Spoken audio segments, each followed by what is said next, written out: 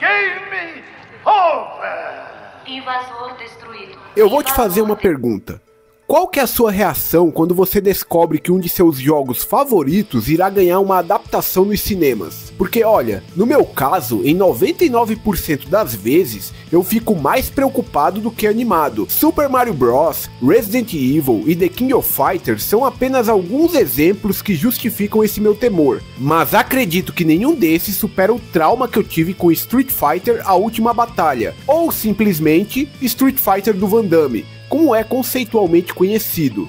E os motivos para isso não são poucos, pois vão desde descaracterização total dos personagens, um desdém com o material original e um enredo bastante sem vergonha. E é sobre isso que iremos conversar no vídeo de hoje. Depois de abordar duas excelentes produções de Street Fighter, que é o filme animado de 94 e o anime do Victory, chegou a hora de falarmos desse live action protagonizado pelo Van Damme e entender tudo o que tem de errado nele. Então, sem mais delongas, sejam bem-vindos ao Spider Bunker, o seu refúgio nerd onde filmes, séries e histórias em quadrinhos se encontram. Vamos explicar esse episódio sombrio na franquia Street Fighter. Eu sei que você adora se ver na televisão, seu desgraçado. Então olha isso.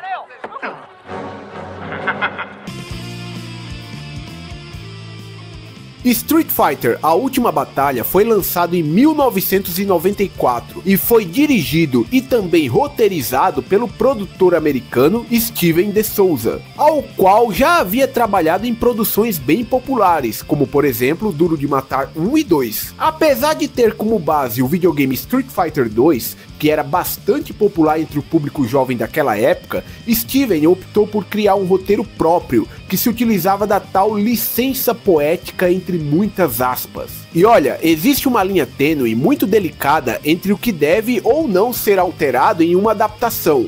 Quando vamos assistir uma adaptação de algo que já conhecemos muito bem, é natural esperar que algumas mudanças serão feitas. Afinal de contas, se é para ver a mesma coisa, não precisaríamos de um filme e ficaríamos apenas com a mídia original. Um bom exemplo de uma boa adaptação que, apesar das mudanças, conseguiu se manter fiel ao núcleo principal dos jogos, foi o primeiro filme do Prince of Persia de 2010, que conseguiu agradar tanto os fãs quanto aqueles que nunca haviam jogado os games. Alguns podem também citar o filme animado do Street Fighter, ao qual eu já cobri aqui no canal, e que eu mesmo considero a melhor adaptação de um videogame. Só que nesse caso eu estou me limitando apenas aos live actions. Só que o que o Steven de Souza fez com Street Fighter A Última Batalha sequer pode ser chamado de liberdade poética, e sim de uma total descaracterização do material original. E só para constar, a Capcom, que é a dona da franquia, teve participação na produção, aprovação de roteiro e escalação de Steven de Souza como diretor do filme. Ou seja, não existem inocentes nesta história. Mas afinal de contas, como foi que ficou o roteiro deste negócio? É o que vamos ver agora.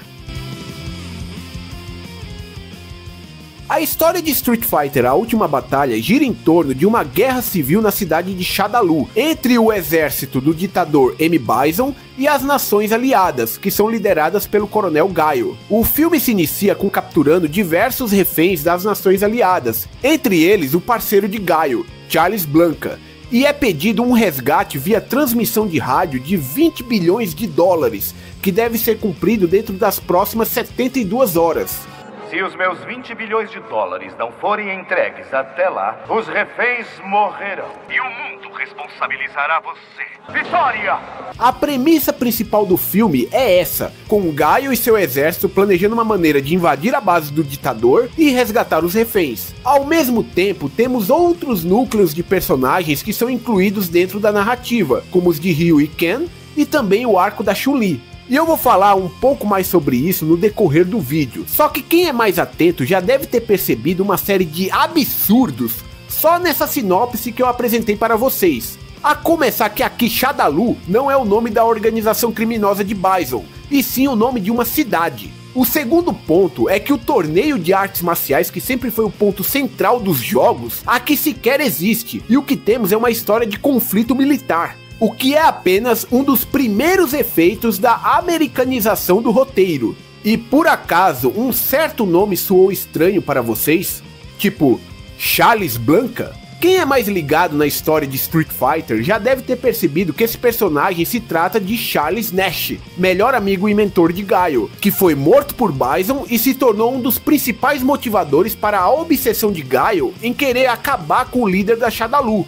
Aqui podemos fazer um meia-culpa para o filme, pois em 1994 a história de Charles era bastante obscura e ele sequer tinha um design oficial nos jogos. O fato de ele se transformar em Blanka neste filme gerou uma confusão no público que por muito tempo acreditou-se que isso fazia parte do cânone dos jogos, que Charles havia sofrido algum tipo de mutação e que se transformou em Blanka.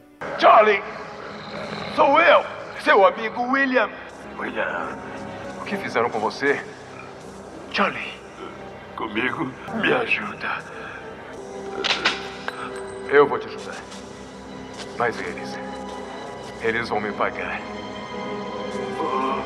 Somente depois do lançamento de Street Fighter Alpha 1 que essa história foi esclarecida. A nível de curiosidade, o verdadeiro nome de Blanka nos jogos é Jimmy, e o que se sabe é que ele sobreviveu a um acidente de avião na região amazônica e precisou se adaptar à vida selvagem. Em meio a tudo isso, é dito que ele foi exposto a radiações, o que pode justificar a sua aparência esverdeada e seus poderes elétricos. Só que, sendo bem sincero, toda essa questão do Blanka é o menor dos problemas deste filme. Provavelmente, uma das principais mudanças deste filme foi a troca de protagonistas. Enquanto que nos jogos Ryu e Ken são os principais personagens da saga, em A Última Batalha esse papel ficou a cargo do Coronel Guile. E sim, aqui eu tô chamando de Coronel, porque eu acredito que nesse filme é Coronel, mas eu sempre confundo as patentes, porque em cada produção de Street Fighter, as patentes dele troca. E sempre vem alguém no comentário e fala, ó, nesse filme ele não é Coronel, nesse filme ele é Major. Ah não, nesse aqui ele é Coronel, no outro que ele é Major. Aí eu sempre me confundo com isso.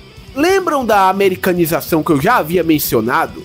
Nos jogos, cada um dos lutadores possui uma nacionalidade diferente, e uma vez que tínhamos uma produção sendo filmada em solo americano, é claro que eles iriam favorecer o personagem que melhor representava os Estados Unidos.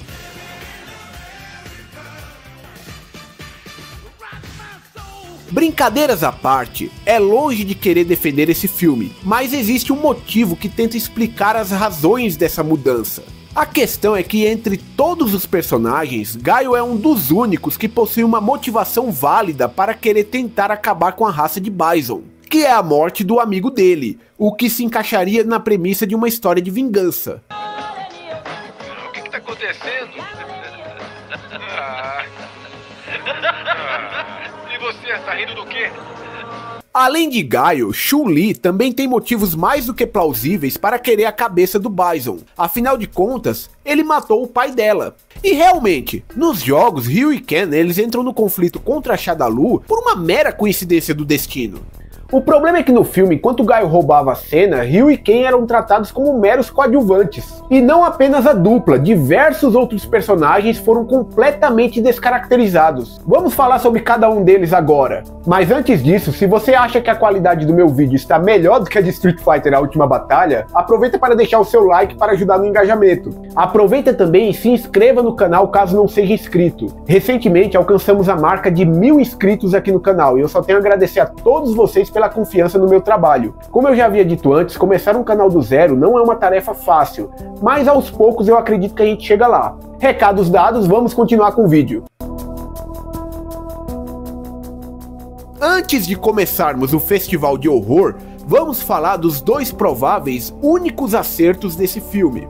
Aparentemente, boa parte do orçamento dessa produção foi investido na contratação de Jean-Claude Van Damme para interpretar Guile e Raul Julia para o papel de Bison. Quanto à competência desses atores, não tem nem o que falar. Nessa época o nome de Van Damme estava em alta, principalmente devido ao seu trabalho em filmes como O Grande Dragão Branco e Soldado Universal. E uma curiosidade, O Grande Dragão Branco foi uma das principais referências para a criação do jogo Mortal Kombat, e a princípio Van Damme foi convidado para ser o Johnny Cage nos games. Mas devido a conflitos de agenda, o ator acabou tendo que recusar o papel. Muitos anos depois, o ator é convidado novamente para o papel de Johnny Cage, mas como uma skin alternativa do personagem no título mais recente de Mortal Kombat, lançado em 2023. Yeah, bring it.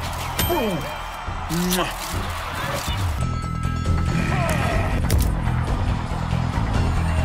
É como dizem, o mundo dá voltas. Já Raul Julia é outro que dispensa comentários. Em meio a tantos papéis consagrados, ele já havia vivido o personagem Gomes Addams nos 2 filmes da família Addams. E uma curiosidade bem triste, esse foi o último filme de Raul Julia, pois enquanto ele gravava o filme, ele lutava contra um câncer terminal, e infelizmente ele acabou falecendo antes do lançamento. Tem quem diga que boa parte da bilheteria do filme se deve ao fato de que muitos foram ao cinema única e exclusivamente para ver a última atuação de Julia. Tanto Van Damme quanto Raul Julia conseguiram encarnar bem seus papéis em Street Fighter, claro, na medida que o roteiro permitia. Quanto ao resto, bom, daqui pra frente é só ladeira abaixo. Conforme eu havia dito anteriormente, Ryu e Ken são meros coadjuvantes nesse live action, e aqui eles foram retratados como 2 trombadinhas, traficantes de armas, ou pelo menos quase isso. E aí, já saímos da rua, se sente seguro aqui? É, muito seguro. Pavor!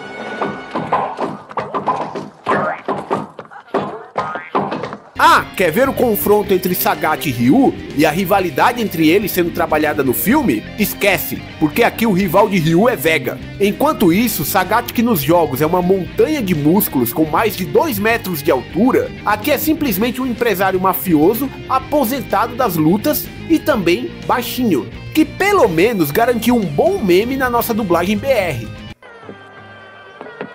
Você é doido de pedra!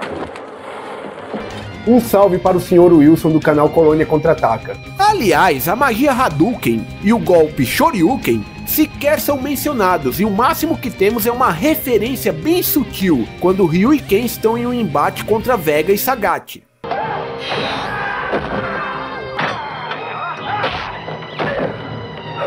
E como já é de costume nesse quadro, sempre dá pra ficar pior. Chun-Li quer se vingar de Bison por ter assassinado seu pai, e olha só, algo bem condizente com os jogos.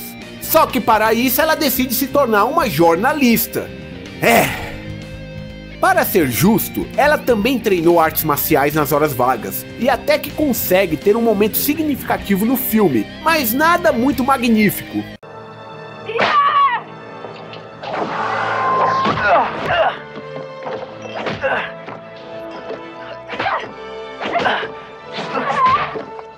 E ela conta com a ajuda de E-Honda e Balrog, que aqui foram reduzidos a 2 cameramen. Que é isso? Balrog! Balrog! Você acredita? Se eu acredito, Honda, eu estou gravando. DJ, que nos jogos é um dos artistas marciais mais criativos e carismáticos, aqui é o cara do TI, da equipe de Bison. DJ, verifique se o depósito de 20 bilhões da AN está na minha conta na Suíça. 0. Não tem nada, general. E como não mencionar que o nosso querido diretor e roteirista Steven de Souza teve a brilhante ideia de transformar o monge Dhalsim em um cientista. Ah, Dr. Dhalsim, como vai a sua pesquisa hoje? Na mesma. Anormal, corrupta. Minha ciência distorcida para servir à perversão em vez da paz. Olha, Steven, parabéns, tu é o cara, viu? Além desses, temos Camille e T-Hawk, que fazem parte da equipe de Gaio, e Zangief, que é da equipe de Bison. Mas assim, esses basicamente têm 0 relevância na trama principal. Ele não gosta de mulheres, gosta? Não. Ele não gosta de jornalistas. E garanto que jornalistas de ambos os sexos. Thunderhawk, quem são aqueles 2? Ken Masters e Ryu Hoshi, 2 bandidinhos de segunda, presos na Blitz de ontem à noite. Então não tem muito o que eu comentar sobre eles, exceto, claro, pelo alívio cômico forçado que gira em torno de Zangief, devido à sua falta de inteligência. Depressa, muda de canal. O General Pisão é um bandido. Você sabia disso? Por que serviu aí? Porque o general me pagava uma nota preta, seu cabeça de ovo. Você era pago. Só que nesse ponto está bem condizente com o personagem dos jogos, então tá tudo certo. O único personagem dos jogos que não marca presença neste filme é o Fei Long. E ainda bem, porque seguindo a lógica distorcida deste filme, eu até consigo imaginar eles colocando o Fei Long aqui como, sei lá, um cozinheiro. E como não mencionar o incrível Capitão Sawada? Que bem, Quem é esse cara? Coronel, o meu comando está em prontidão total, mas precisamos saber se o ataque será por terra, mar ou ar. Eu acho incrível como essas adaptações sempre tentam introduzir uns personagens aleatórios para ver se cola. Sim, a adaptação de Resident Evil, eu tô falando de você e da sua personagem Alice. Bom, The Walking Dead conseguiu fazer isso muito bem com Daryl, então quem somos nós para reclamar, não é verdade? Vamos continuar porque ainda tenho coisas para falar deste filme.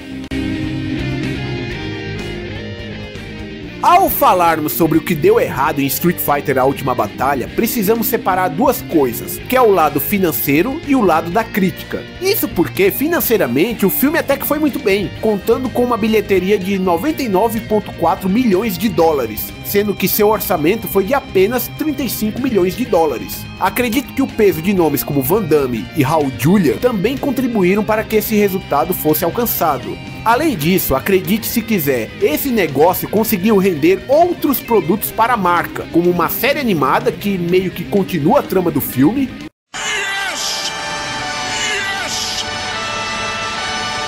E também um jogo de videogame. Sim, o filme que é inspirado em um jogo também teve um jogo, feito em cima dessa adaptação.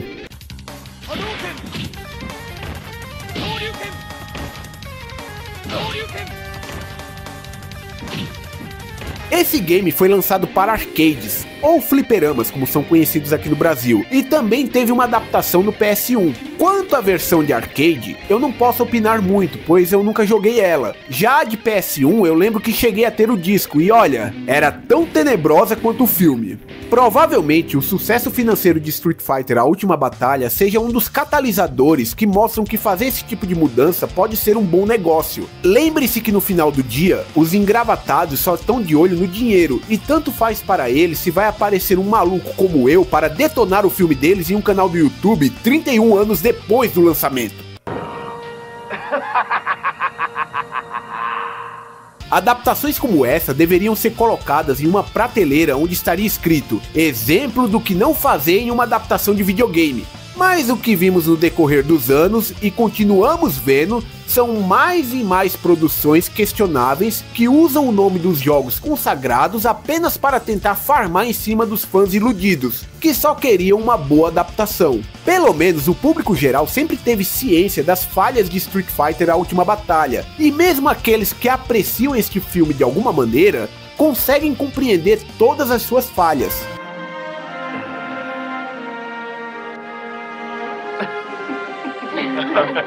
E chega a ser engraçado a maneira como o roteiro se esforça para deturpar o universo de Street Fighter, mas tenta colocar algumas referências dos jogos em certas cenas, na esperança de que o público irá se contentar com migalhas.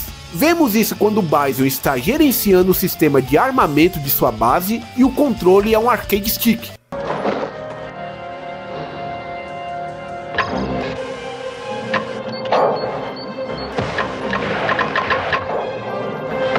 Ou quando aparece o nome da Capcom em um dos barris do filme.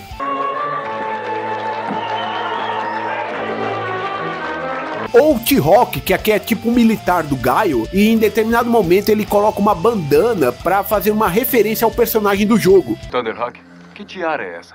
É Cherokee. Ela dá sorte durante as batalhas. Então devia ter trazido 3. De nada adianta você jogar referências no roteiro se o principal não foi feito. Aliás, fica aqui uma vontade genuína minha de colocar roteiristas e diretores como Steven de Souza em algum podcast aleatório e perguntar sem nenhum tipo de ironia ou maldade qual era a ideia deles ao fazer algo do tipo, o que eles esperavam alcançar e se eles fariam isso novamente. Eu realmente queria compreender o que motiva qualquer roteirista a distorcer os materiais bases, se é o desejo de pisar em cima do autor original ou se é apenas para comprar uma briga com uma fanbase. Bom, eu infelizmente acredito que esses meus questionamentos nunca serão respondidos. Por ora, tudo que eu posso dizer é que se você quer assistir Street Fighter A Última Batalha, faça por sua conta e risco.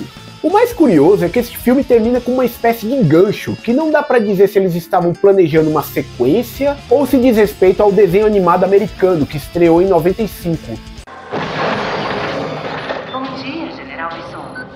O que o senhor vai Comando, escolher no menu? dominação do mundo. E eu sei que vocês também querem que eu faça análise do desenho americano, de outras produções animadas de Street Fighter e também do filme A Lenda de Chun-Li. O que eu posso dizer é que isso vai acontecer em algum momento aqui do canal. Então, se vocês quiserem me incentivar a continuar produzindo conteúdo aqui para o Spider Bunker, basta deixar seu like, se inscrever caso não seja inscrito e também ativar os sininhos de notificação. Enquanto isso, que tal tirar o gosto amargo deixado por este filme? Eu vou deixar aqui do lado os 2 vídeos que eu fiz sobre o filme animado de 94 e também sobre a série do Victory. E eu aguardo vocês em uma próxima oportunidade.